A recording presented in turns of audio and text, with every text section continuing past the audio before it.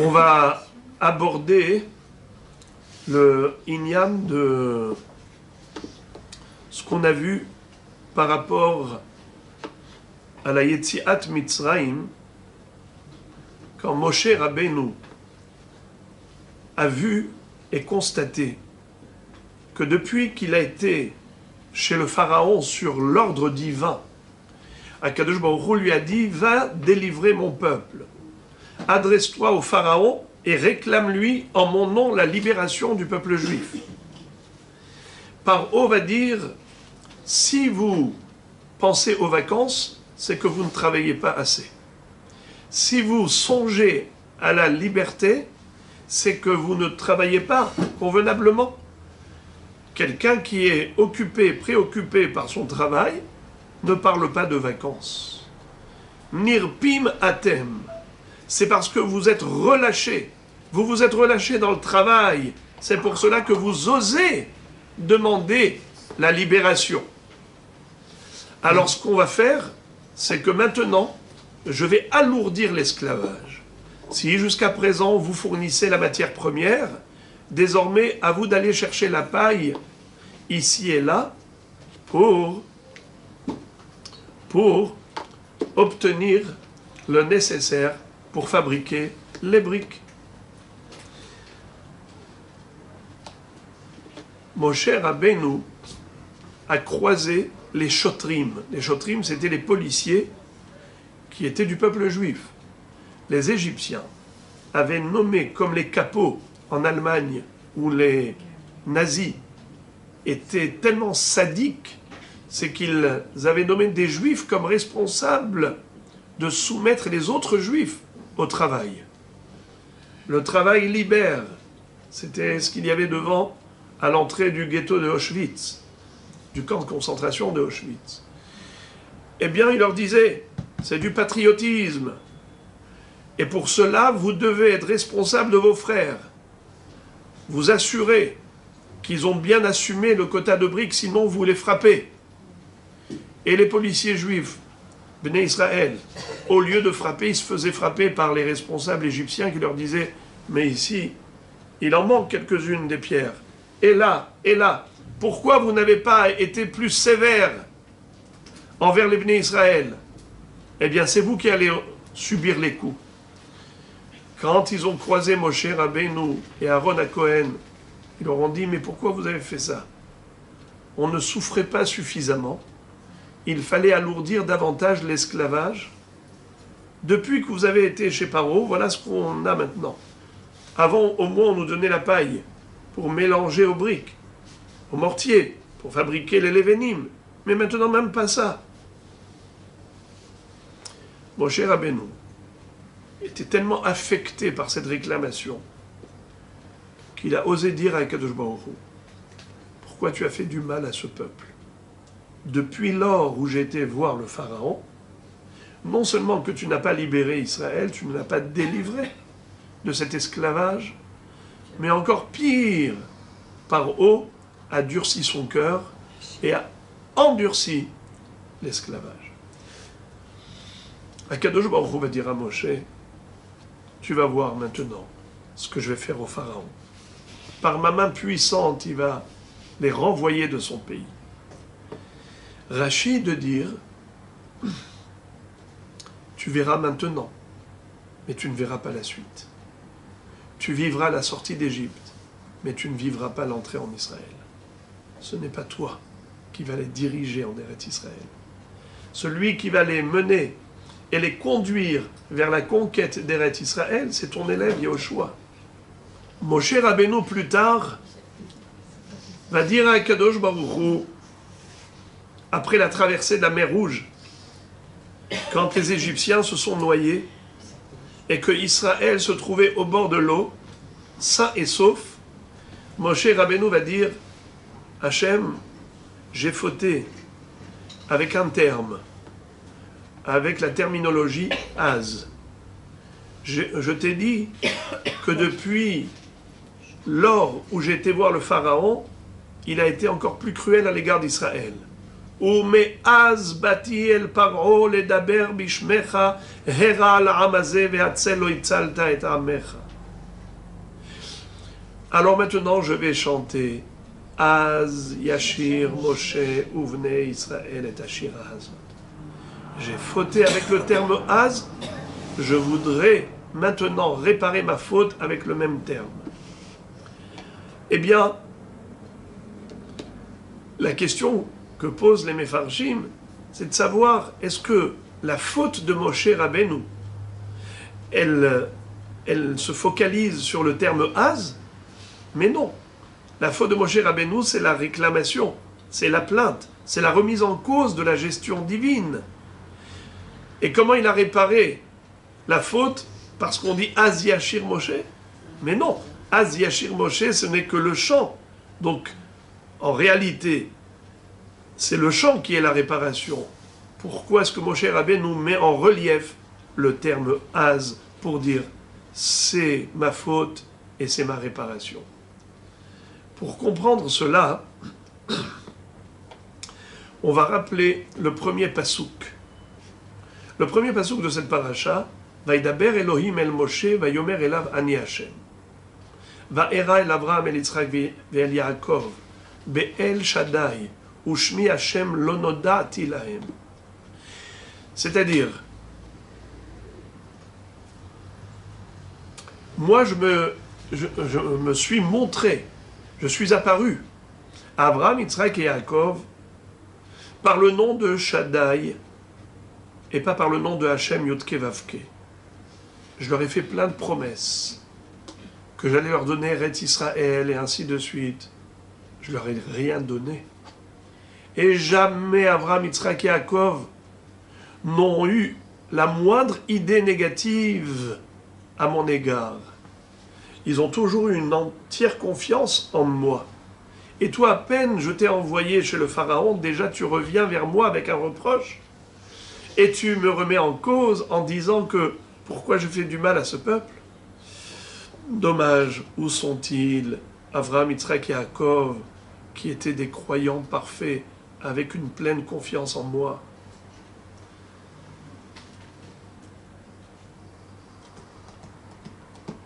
Et maintenant, sache que si je t'envoie en Égypte, c'est justement pour accomplir toutes mes promesses faites aux ancêtres. J'avais prédit l'avenir, j'avais annoncé à Abraham Avinu l'exil en Mitzrayim, mais je lui ai également promis que un jour, Israël sortira de cet esclavage, de cet exil, de cette oppression, pour connaître un avenir meilleur dans cette terre où coule le lait et le miel que je leur offrirai. Ils sortiront de là avec un grand butin. Voilà pourquoi je t'envoie maintenant. Eh bien, plus tard, Moshe Rabbeinu, comme on a dit, il a réparé sa faute. Mais comment? Par le chant. La question est de savoir comment le chant va être le moyen de réparation de l'erreur de Moshe Rabbeinu. Et on va expliquer quelle est la définition d'un chant. Qu'est-ce que c'est que le chant?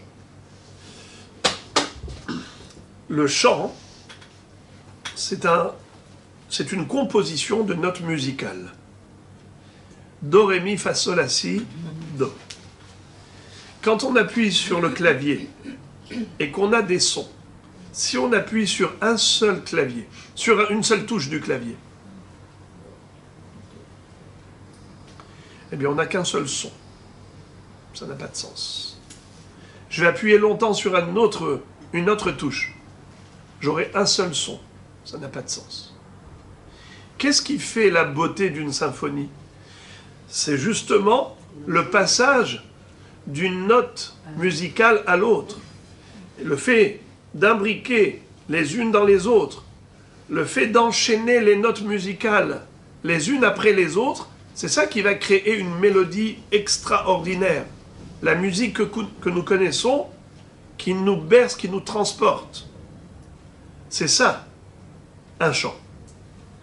Eh bien, on va comprendre maintenant que à la fin de l'histoire, quand Am Israël va sortir d'Égypte, Moshe Rabbeinu va avoir un regard d'ensemble sur tout ce qui s'est passé depuis le début.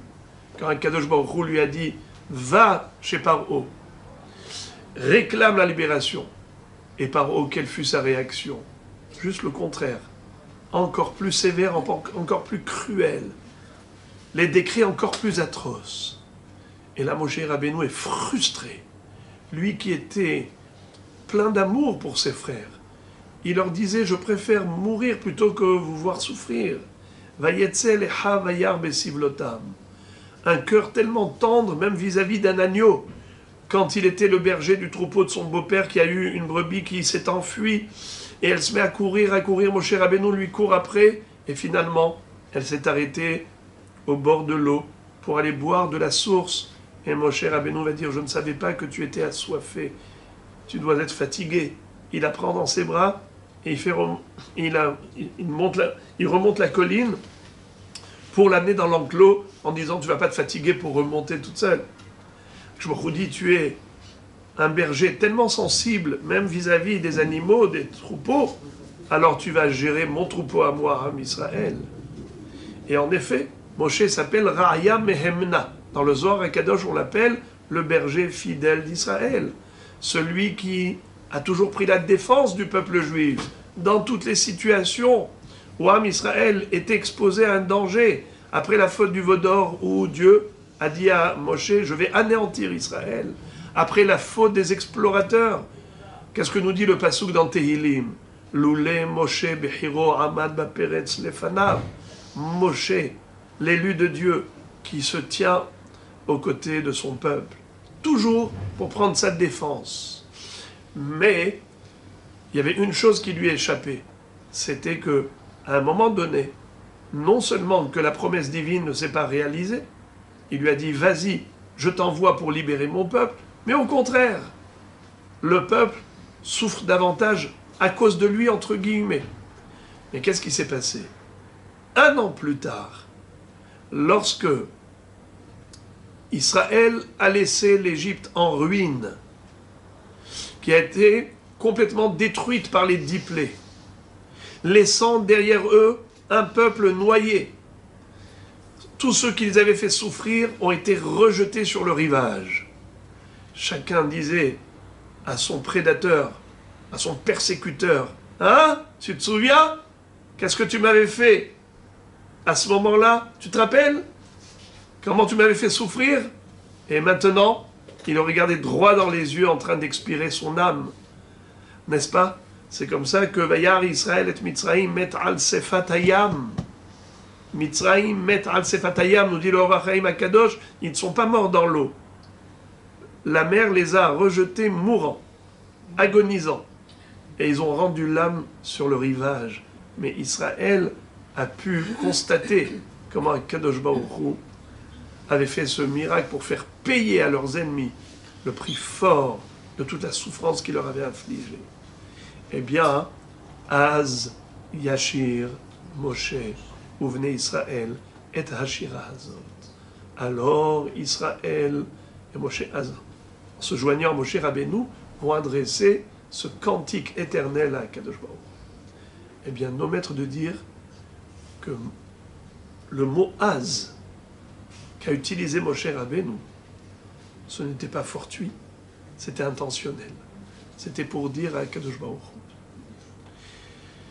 J'ai fauté avec le terme Az parce que j'ai cru que j'étais capable de comprendre les plans divins.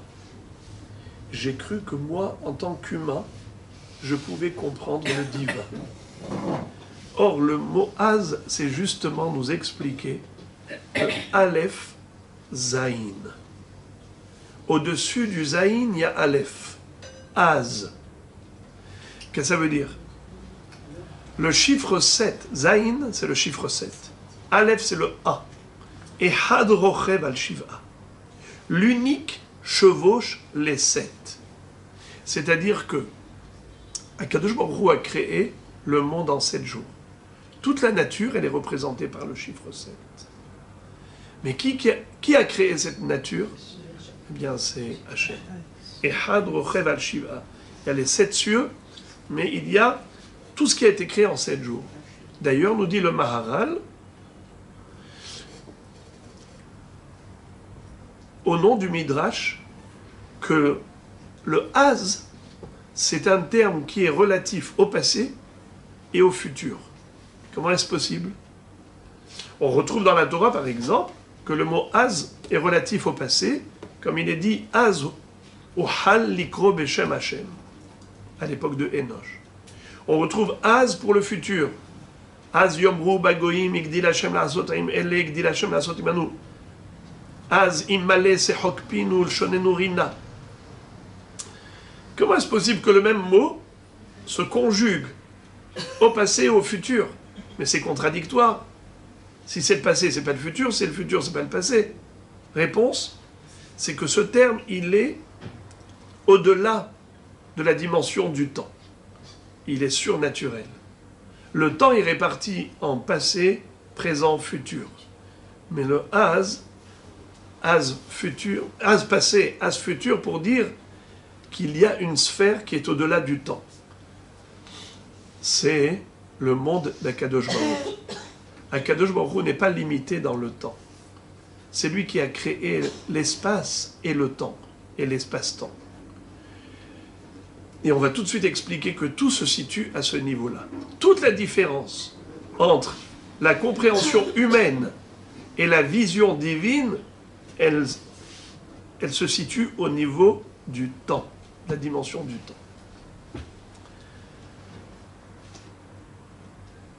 Le Zayin également, nous dit le Maharal, c'est la représentation du pluriel. Puisque tout a été créé en 7 jours, alors tout ce qui existe, les nombreuses créatures qui existent, les minéraux, les végétaux, les animaux, les humains, tout ce qui existe a été créé en 7 jours. Alors que Aleph, c'est l'unique, c'est l'unicité. Le Zayin, c'est la pluralité. Le Aleph, c'est l'unicité. Ce qui veut dire que, en fait, à nos yeux, il y a beaucoup de choses qui ont été créées, il y a beaucoup d'événements qui se déroulent, il y a énormément de choses qui se passent, et nous, quand on regarde le monde, chaque jour on a des news, des news, des news, des news. Tu as entendu ce qui s'est passé, tu as entendu ça, tu as vu ce que cette personne a eu, ce qu'elle a subi, et l'autre, et l'autre, et l'autre. À l'échelle personnelle, individuelle, familiale, nationale, internationale. On a l'impression que le monde est décousu. Que tout ce qui se passe dans le monde, tu entends ici un événement, ici un heureux événement, ici une tragédie, des choses diverses et variées. Ce qui constitue les news. Marron, d'ailleurs, c'est comme ça qu'on ne s'ennuie pas. Au moins, on a de quoi échanger. Chacun apporte ses news. Tu as entendu? Mais en réalité, tout cela fait partie d'un seul programme. Un seul programme. Le plan du monde. Ça, on le comprend dans l'espace. Il faut comprendre que ça existe ici aussi dans le temps. C'est-à-dire, le Rav Dessler donne une illustration magnifique.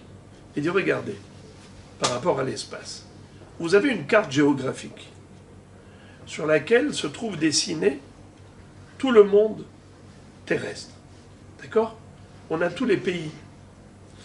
Et cette carte géographique, elle est recouverte d'un voile. On va dire comme ça, un carton où il y a une petite lucarne. Au travers de cette lucarne, qu'est-ce qu'on arrive à apercevoir? Un pays. Quand on fait avancer le carton, ce voile, qu'est-ce qu'on voit? Encore un pays, et encore un pays, et encore un pays. Comme ça, tu te dis, mais il y a plein de pays, hein, dans ce monde. Quand tu retires le carton, qu'est-ce que tu vois? Qu'il n'y a qu'un seul monde. Et qu'en réalité, tous ces pays, c'est en fait la continuité du même monde. Il y a un seul globe. Le globe terrestre, c'est un seul globe où il y a tellement d'endroits, Mais tous ces endroits, c'est le même globe. Si tu as compris que l'espace, c'est un seul espace, même si toi, en tant qu'être humain, tu vas de là à là, tu crois que là et là, ce sont deux endroits, mais en fait, il y a un seul endroit. C'est le monde. Tu marches partout, tu vas prendre l'avion, tu es parti de France en Israël, et tu crois que tu as été... Mais en fait, tu es dans le même point. Tu es dans le même point qui s'appelle le globe. Eh bien, toutes les histoires qui arrivent dans le temps, eh bien, c'est le même temps. Comme tu as le même espace, tu as le même temps. Et Akadosh Baruch Hu qui gère l'espace et le temps, en fait, tous ces événements font partie d'un ensemble. Une seule histoire, le programme du monde. Il y a un début, il y a une fin. 6 millénaires doit durer le monde. Cette durée de temps de 6 millénaires, on est en 5783 ans, eh bien, c'est une seule histoire. Mais nous, êtres humains, on ne vit qu'une période de ce puzzle. C'est comme des pièces de puzzle, quand tu vois chaque pièce séparément, tu ne comprends pas, tu vois un œil. Une autre pièce, tu vois une oreille. C'est quoi ça? Mais quelqu'un qui est intelligent et qui va t'aligner, qui va faire que toutes les pièces du puzzle forment un seul tableau, tu es émerveillé, tu retiens ton souffle. C'est trop beau ce paysage. Waouh! Qu'est-ce que c'est beau! Mais bien sûr, chacune des pièces, tu ne voyais rien du tout. C'est l'ensemble, c'est l'alignement de toutes les petites pièces qui ont fait un grand et merveilleux tableau. Toute l'histoire de ce monde, en fait, elle est frustrante. Pourquoi? Pourquoi c'est frustrant ce qui nous arrive? Car on s'imagine qu'on serait capable de comprendre à partir d'un détail l'ensemble de l'histoire. C'est juste impossible. C'est là où se situe la frustration de l'être humain. C'est qu'il veut comprendre l'incompréhensible, car la vision du monde que nous avons, elle n'est que partielle, elle est fragmentée, elle est déconnectée de l'ensemble.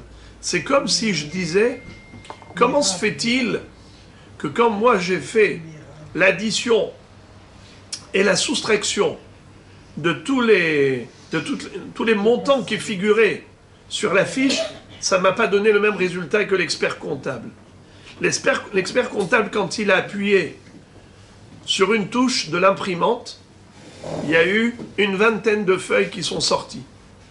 Et il a tous les actifs, tous les passifs, tous les montants qui sont répertoriés, de A à Z, de toute l'année. Ce que l'entreprise a pu produire pendant toute l'année. Tous les détails sont là, tout est repris. Moi, je prends une feuille et je lis. Je fais le calcul et je vois que ça ne me donne pas du tout. Parce que j'ai qu'une seule feuille sur les 20 feuilles. Mais lui, l'expert comptable, il a toutes les opérations qui sont là, répertoriées. Moshe Rabbeinu va dire à Akadosh Baruch Hu, ma faute était celle-là. C'est que j'ai jugé le comportement divin en fonction de l'instant présent. Mais maintenant que j'ai vu la fin de l'histoire, d'une histoire, que, en fait, le durcissement du cœur du pharaon, qui a entraîné le durcissement de l'esclavage, eh bien, finalement, c'était pour abréger le temps de l'exil. On est passé de 400 ans à 210 ans, car la qualité a remplacé la quantité. La difficulté a remplacé le nombre d'années qui était initialement prévu. Au lieu de 400 ans cool, 210 ans dur. Et là maintenant, il se trouve déjà dans l'après, post-délivrance. On est un an plus tard, on est au bord de l'eau. Et là on voit que Kadosh Baruch Hu, en fait, avait accéléré le pas de la Géoula, et pour faire payer le prix fort aux Mitzrim qui avait fait tant souffrir Israël. Et quand Moshe Rabbeinu les voit au bord de l'eau, Vayar Israël, et hayad hagedola, asher asa Hashem b'Mitzrayim, vayireu ha'am et Hashem, vaya'aminu b'Hashem Moshe avdo. Ils arrivent à la Emouna, et la Emouna les conduit au chant. Et le chant, c'est comme on a dit, l'enchaînement des notes musicales. C'est quoi l'enchaînement des notes musicales? Chaque note musicale, elle est ennuyante, ennuyeuse. Do. Mais do, ré, mi, fa, sol, la, si, do. Quand tu enchaînes, tu vois. Waouh, maintenant je comprends. Mais c'est extraordinaire. Mais tout s'enchaîne, tout s'emboîte pour former une seule musique. C'est ça l'histoire du monde. C'est une grande mélodie. Mais, Azimale sehok pinul shonenorina. Au moment de la Géoula, notre bouche se remplira de rire et de chant. Car le chant sera le chant de la compréhension globale d'une gestion générale qui était un seul programme, celui de Dieu.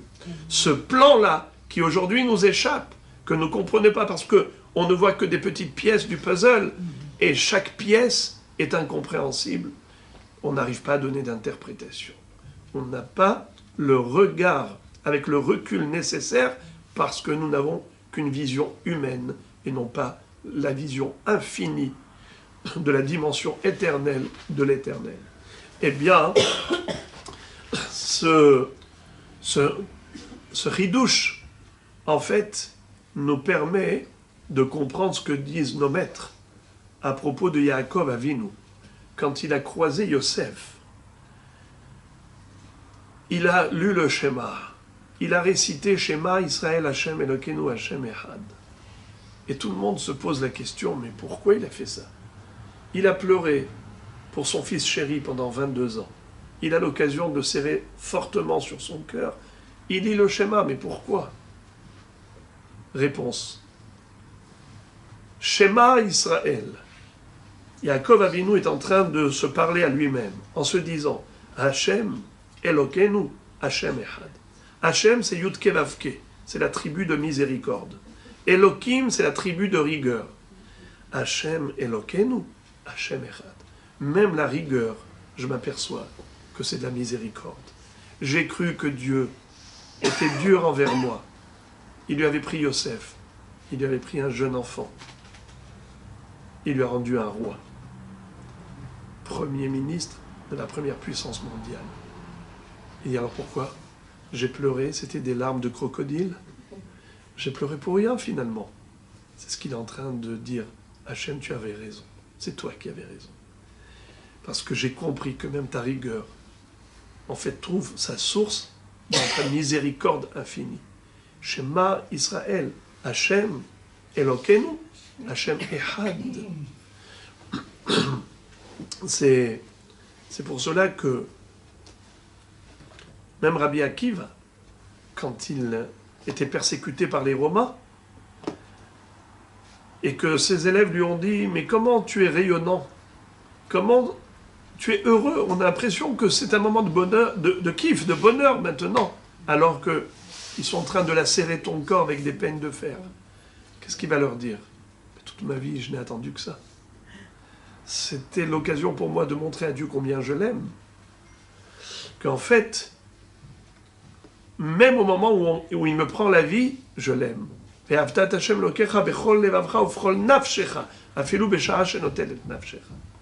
ce moment-là, il y a une voix céleste qui a retenti en disant Ashrecha Rabbi Akiva, Sheyatza Nishmatra Be'ehad.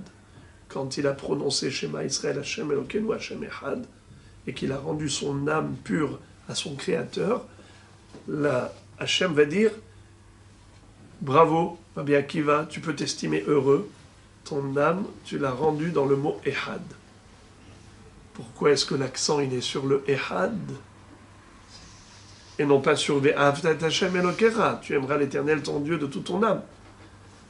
Rabbi Akiva atteint ce niveau au moment où il endurait ses souffrances de persécution, à ne pas les ressentir du tout comme telles, parce qu'il était capable de vivre le Ehad, le Hashem Elokeinu, Hashem Ehad, de ressentir que même Elokeinu, même Elokim, qui veut dire la rigueur, la sévérité, ça provient de la Rahamim d'Hachem Yitbarach. Même si on ne comprend pas, mais on a compris qu'on ne peut pas comprendre.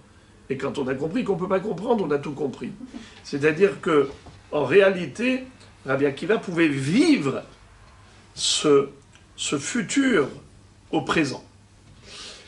Parce qu'on ne comprend que dans le futur. Par exemple, une maman qui crie sur la table d'accouchement, elle hurle, mais après quand elle a le bébé, elle dit mais ça valait la peine. Elle ne ressent plus la douleur. Ça y est. Pourquoi? Parce que maintenant elle est déjà dans l'après.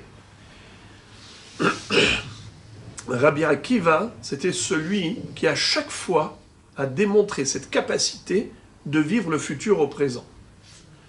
Quand il est monté sur le mont du Temple, avec tous les Tanaïm qui étaient avec lui, il y avait Rabbi Tarfon, Rabbi Lazar ben Azaria, Rabbi Yoshua, tout le monde pleurait. Pourquoi? Il leur a dit, mais pourquoi vous pleurez? Ils lui ont dit, mais pourquoi tu ris? Il a dit, dites-moi pourquoi vous pleurez, moi je vous dirai pourquoi je ris. Il dit, parce qu'on a vu des renards sortir du mont du Temple, le lieu le plus sacré du monde, duquel il est dit, Ve'azar akarev yomat, que personne, aucun étranger n'a le droit de pénétrer.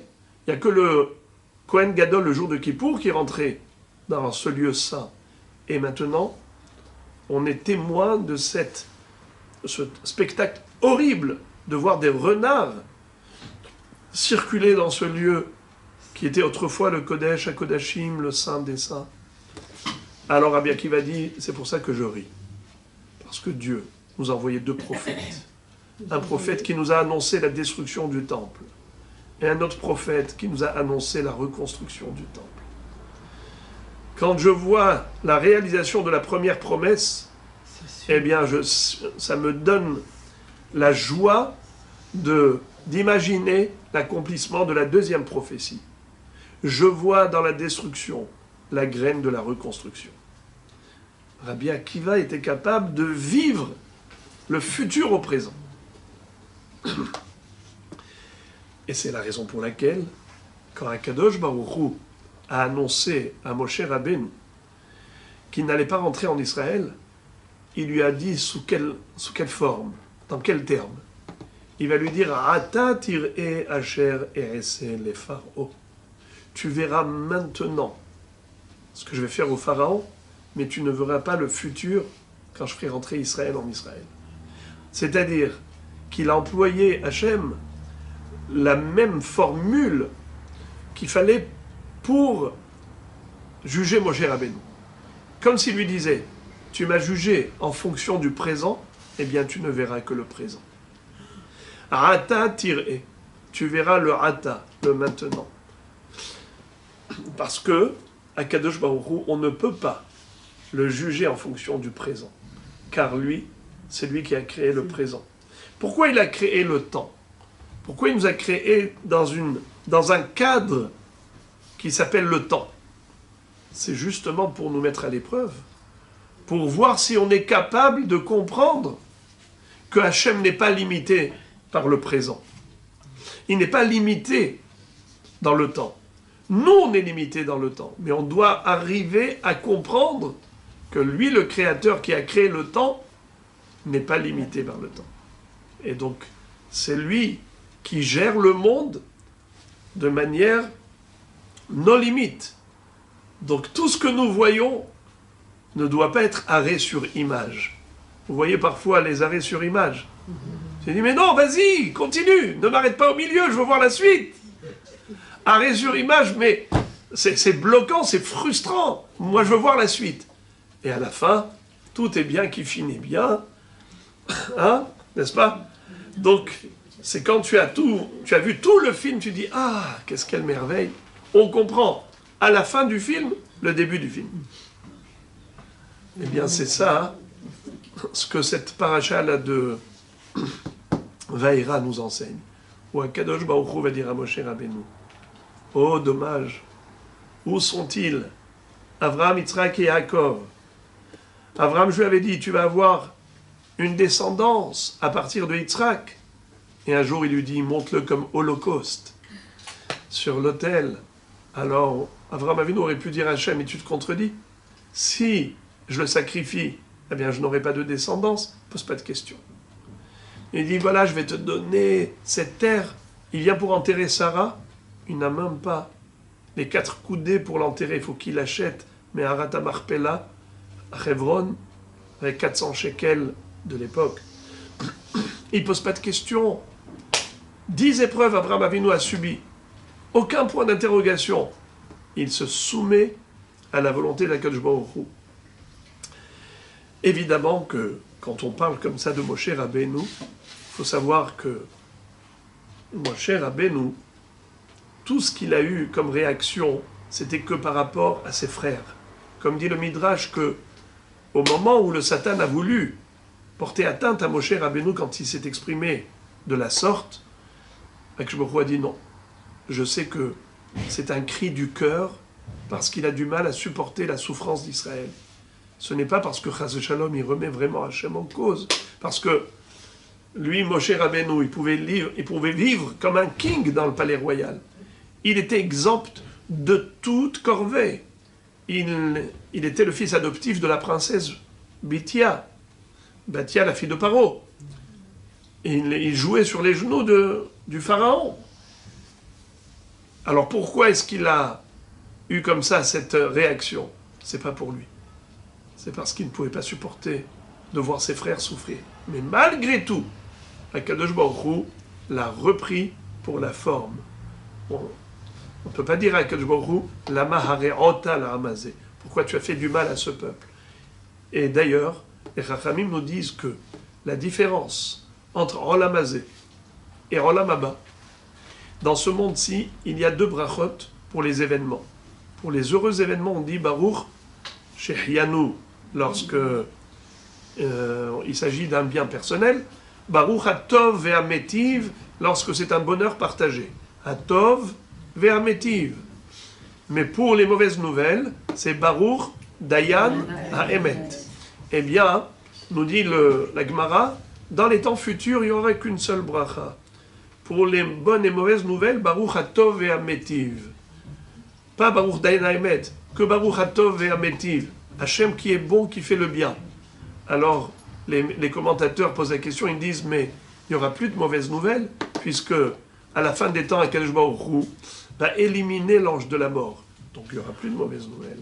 Comment est-ce qu'on peut parler de Hatov et Ametiv pour les mauvaises comme pour les bonnes nouvelles?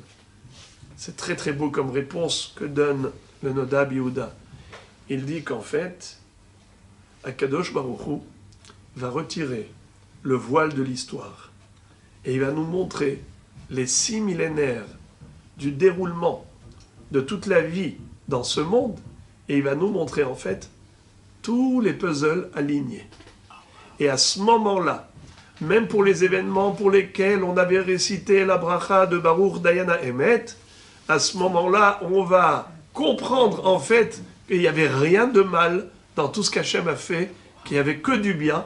Eh bien, on va réciter la bracha de Baruch Hatov et Ametiv pour les mêmes événements tragiques pour lesquels on avait récité Dayan ha'emet avant la Géoula. Ça veut dire que, en fait, il va se passer quelque chose d'incroyable. Azimale sehokpinu ulshonenu rina. On va éclater de rire. Et l'éclat de rire, c'est quoi?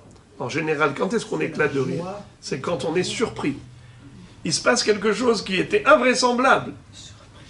Vous vous dites, mais attends, par exemple, dans un cours de maths, est-ce qu'il y a quelqu'un qui rit? Jamais. Pourquoi? Tout est logique. Tout s'enchaîne. Mais le comique, le clown, qu'est-ce qu'il fait? Il vous dit des choses, on s'y attendait pas. Hop! Et c'est comme ça que ça déclenche le fou rire. Azimale sehokpinu. Notre bouche se remplira de rire parce on sera tellement surpris. On va se dire, mais comment est-ce possible que tout ce qu'on avait cru que c'était des malheurs, en fait, c'était que source de bonheur? Eh bien, et Ratson, qu'on puisse vivre ces moments grâce à la Emouna actuelle. C'est ça ce qui va engendrer ce rire-là. C'est la capacité, aujourd'hui, même quand on ne comprend pas, même quand on ne voit pas, eh bien on dit à Kshborou, on te fait une entière confiance, comme si on avait vu Lehagid baboker hasdecha ve'emunatecha balelot. Baboker, c'est la Géoula. C'est quand le moment de la lumière qui va éclater, qui va permettre de voir et de percevoir avec clarté tout ce qui s'est passé et de comprendre, eh bien, ça c'est grâce à Emunatecha Balelot, la Emuna qu'on a pendant la nuit. Pendant la nuit, c'est la vie dans ce monde. Elle est obscure. C'est-à-dire qu'on ne comprend pas, comme quelqu'un dans l'obscurité ne voit pas. Il voit un arbre, il croit que c'est une personne. Il voit une personne, il croit que c'est un arbre. On ne comprend pas, tout est faussé. Mais dès que le jour se lève, tu dis « Ah, Baruch Hashem, je vois tout, tout est clair ». C'est cette clarté de compréhension qui va jaillir avec la lumière de la vérité que Akadosh Baruch Hu va nous révéler. Yeh Ratzon très bientôt.